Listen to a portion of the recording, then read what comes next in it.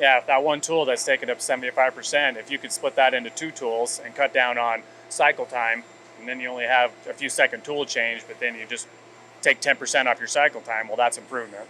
Being able to get that information and help you make that decision, and what Datanomix helps us be more successful.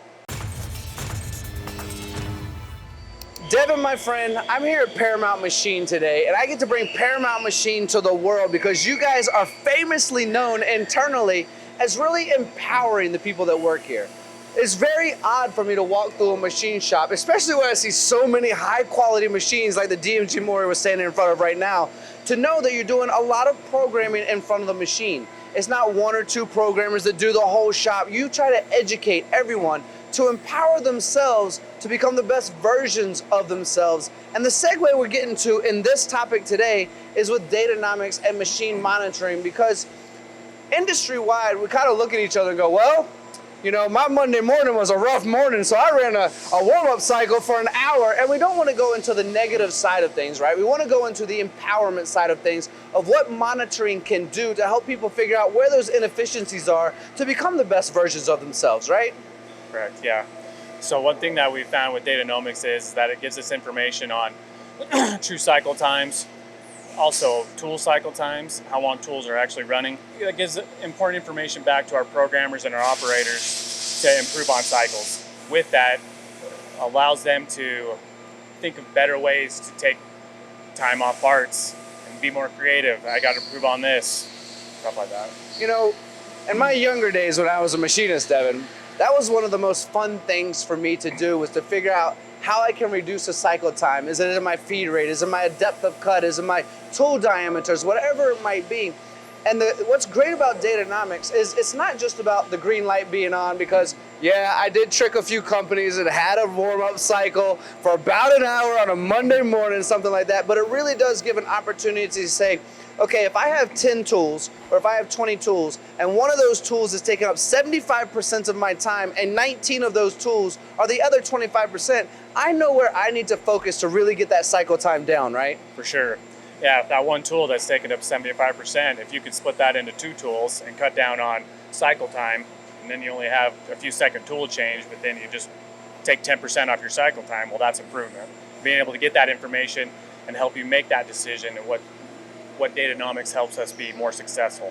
Yeah, and knowing you guys, you went for a trial run on 4 machines, and as soon as that trial was over, you looked at Eric and you're like, we need to do this, and you jumped on 17 more.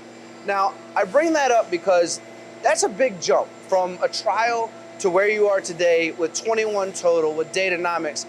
So I have to ask you, Devin, how do we put a price point on something that's not actually making chips, but we know that it's making us money? That's a good question. I mean, for us, with the machine monitoring softwares that we have used, we were just getting information.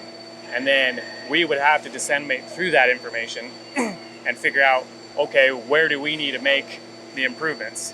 With Datanomix, it puts that information in front of us, plain and simple, and we can just look at it and say, okay, here, here, here. We don't have to hire somebody and then incur that cost to have them translate it for us. That's a valuable point. Now, the last thing, because I know you're into reshoring, I know you have the technology here to do it. We've shared a couple of stories here today. I mean, that pallet chain system I'm looking at, the Datanomix software above my head, the NZX we're looking at right behind us has given you guys the ability to do a lot of reshoring at a cost-effective price. And I know Steve wants the world and audience to know, especially here domestically, that you guys can do it. So with that being said, is there like a website or a phone number, a home address that can give you a call personally and to let them know, hey, Paramount is here to help. There's a lot of US companies that would love to reshore because they're tired of the hassle, of the lead times, of seeing something across seas. They want to be able to touch face to face with you, with the person that's making their product. There's a lot of complications that go on with it. And if they can do something cost effectively, accurately, and quickly here in the US, I guarantee you they'll want to do it. So how can they find out more about Paramount? Well, we have a website, ParamountMachine.com. You can go there and see our capabilities,